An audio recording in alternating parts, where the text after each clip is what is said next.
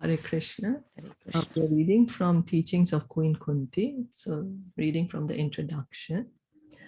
Would somebody like to read the one paragraph and then I go? Because this is just the introduction. Okay, I can read. The tragic and heroic figure of Queen Kunti emerges from an explosive era in the history of ancient India. As related in the Mahabharata, India's grand epic poem of 110,000 couplets, Kunti was the wife of King Pandu and the mother of the five illustrious sons known as the Pandavas. As such, she was one of the central figures in the complex political drama that culminated 50 centuries ago in the Kurukshetra War, a devastating war of ascendancy that changed the course of world events. The Mahabharata describes the prelude to the Holocaust as follows. So this is just like a we are just kind of getting to know about who is Kunti Maharani, trying to understand her. So could you read this? Pandu became king because his elder brother Dhritarashtra had been born blind, a condition that excluded him from the direct succession. Sometime after Pandu ascended to the throne, Dhritarashtra married Gandhari and fathered 100 sons. This was the ruling family of Kaurava dynasty, of whom the eldest was the ambitious and cruel Duryodhana. Now, so why is it so important to hear Mahabharata? Anyone? Why are we hearing Mahabharata? It happened 5,000 years ago. It was a family drama. What are we going to hear, gain out of hearing Mahabharata, about this Mahabharata and the devotees? Today, I'm here today. What is in my modern life? How is it applicable to me? Anyone? Because Bhagavad Gita is part of Mahabharata. Very good. Thank you so much.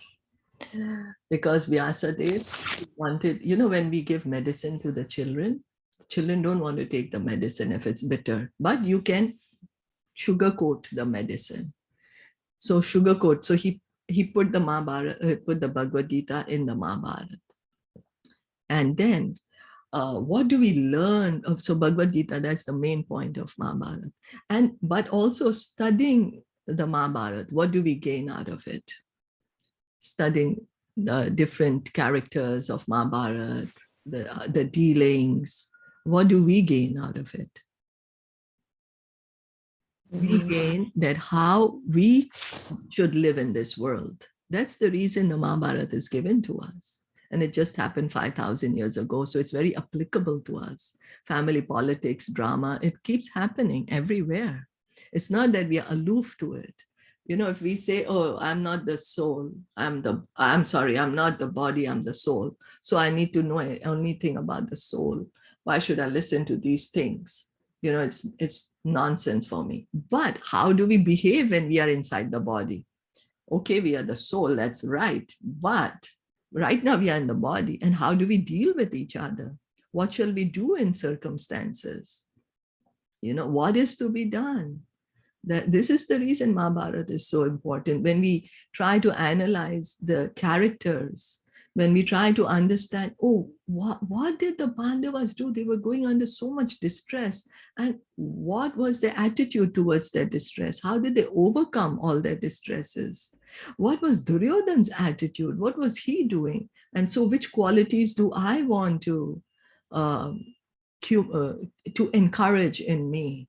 Because I also have some qualities that Duryodhana has, but do I really want to be like him? So should I do something about these qualities? Yeah, I should. I better, clean up my act. So this is the reason Mahabharata is important. It's not just to hear as a story, but how can I apply what I'm hearing to my daily life? That is what is the importance of Mahabharata. And we can learn a great deal when we understand the characters and their activities, like how Dhritarashtra, he's blind. He's blinded so much by attachment that no matter what his son says, he's whatever. My son is cruel, my son is ambitious, but because I'm attached to him and because I want the throne to myself, I can do anything. So do I want to be like that? Sure, I have these qualities in me. Should I encourage these qualities in me? What should I do? What should my behavior be? How should I rectify my behavior? So it gives us a lot of things to introspect about, a lot of qualities to introspect about. Duryodhan, Dhritarashtra, they are not ordinary people. No one in Krishna Leela, no one who's connected in the pastimes of Lord Krishna and Srimad Bhagavatam, Mahabharata, are ordinary people. Otherwise, they wouldn't be here in this great, great history. So they are very highly qualified souls, very qualified souls, that they are able to take part in such pastimes. Imagine if Krishna were to tell us, oh, you take part of Bhishma Dev, and then we might say, why should I be Bhishma Dev? I don't want to do all these things. I don't want to sit quiet when Draupadi's been disrobed in the assembly. Why should I do that? But Bhishma Dev did that. He's a pure devotee of the Lord. He's a pure devotee of the Lord, and yet he kept quiet when the disrobing of Draupadi was happening, because that was the role that Krishna needed him to play. So we can learn a great deal when we try to analyze the characters, the personalities, and how they are behaving with each other. Yeah. So you want to read one more paragraph? This one, meanwhile. Could you continue to please read? Meanwhile. Yeah. Meanwhile, Pandu had taken two wives, Madri and Kunti, originally named Pritha. Kunti was the daughter of Surasena, the chief of the glorious Yadu dynasty. The Mahabharata relates that Kunti was gifted with beauty and character. She rejoiced in the Lord Dharma and was great in her vows. She also possessed an unusual benediction. When she was a child, her father Surasena had given her in adoption to his childless cousin and close friend Kunti Bhoj, hence the name Kunti. In her stepfather's house, Kunti's duty was to look after the welfare of the guest. One day, the powerful sage and mystic Durvasa came there and was pleased by Kunti's selfless service. Foreseeing that she would have difficulty conceiving sons, Durvasa gave her the benediction that she could invoke any demigod and by him obtain progeny. Durvasa Muni, he can see, because of his mystic powers, he can see the future.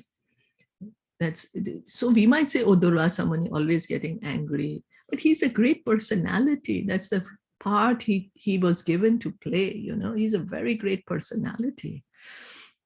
And so he's also playing an important part in this Mahabharata. So he's giving her the boon. And then Kunti Maharani, gifted with beauty and character. She was, she bore so many difficulties, tolerated all that, and her devotion to Krishna just kept increasing and increasing.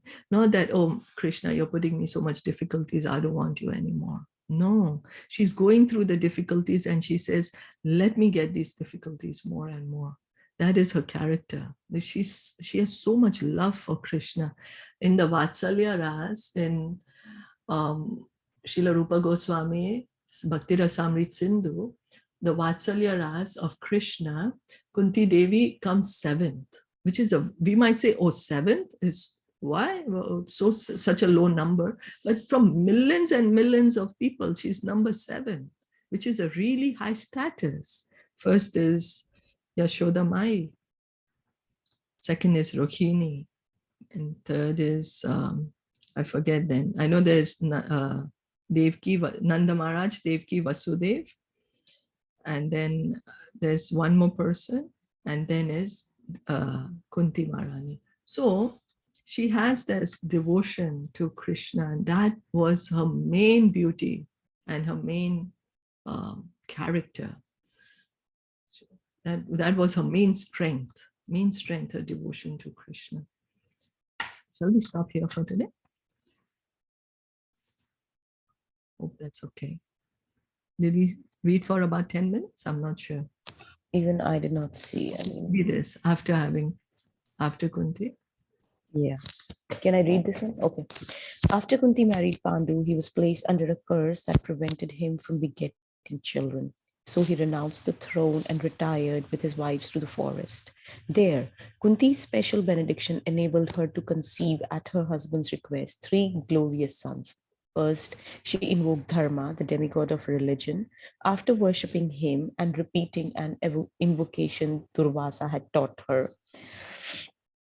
she united with Dharma and in the time gave birth to a boy. As soon as the child was born, a voice with no visible source said, "This child will be called Yudhishthir, and he will be very virtuous. He will be splendid, determined, renounced, and famous throughout the 3 worlds." So we all know then how Yudhishthir was born from the demigod Dharma. Oh. Having been blessed with this virtuous son, Pandu then asked Kunti for a son of the great physical strength. Thus Kunti invoked Vayu, the demigod of the wind, who begot the mighty Bhim. Upon Bhima's birth, the supernatural voice said, this child will be the foremost of all strong men. Thereafter, Pandu consulted with the great sages in the forest and then asked Kunti to observe vows of austerity for 1 full year. At the end of this period, Pandu said to Kunti, "O beautiful one, Indra, the king of heaven, is pleased with you. So invoke him and conceive a son." Kunti then invoked Indra, who came to her and begot Arjuna. As soon as the prince was born, the same celestial voice boomed through the sky, "O Kunti, this child will be as strong as Kartavyavira and Sibhi, 2 powerful kings of the Vedic times, and as invincible in the battle as Indra himself. He will spread your fame everywhere and acquire many divine weapons." Subsequently, Pandu's junior wife Madri bore 2 sons named Nakul and Sahadev. These 5 sons of Pandu, Yudhishthir, Bhim, Arjun, Nakul, and Sahadev, then came to be known as the Pandavas. Yeah, the eternal associates of Sri Krishna. Wherever Krishna is, Arjuna is there, and Bhagavad Gita is being spoken. So we'll stop here for today and we'll continue with it. So I just have one question, that why they invoked the particular? So was there some reason or no? Like, because then these are great personalities, right? Okay. Alma, Indra, very great. She had that boon that she could call the demigods. Durvasa gave her that she could call the demigods. Okay. And so then she said, "Let me call the best of the demigods." So that's why. So Dharmaraj is the Yamraj, right? Yes, Dharmaraj is Yamraj. Yeah. So he's like very virtuous. Yeah. Okay, thank you so much. Yeah, thank you. But if there is any other detailed story behind it, I'm not sure, Details, I know. Even I don't know. Detail, they go into Mahabharata. Many devotees go really into the background of Mahabharata. I don't know about that. No problem. Why I don't know. Arjuna, Indra's son? Oh, is there a story behind that? That I'm not sure then. No, okay, no problem. This is perfect. Okay, thank you so much. Thank you. Hare Krishna. Kunti Maharani ki jai, Shilpa ki jai, Gaur ki jai, Hari Bol, Hare Krishna.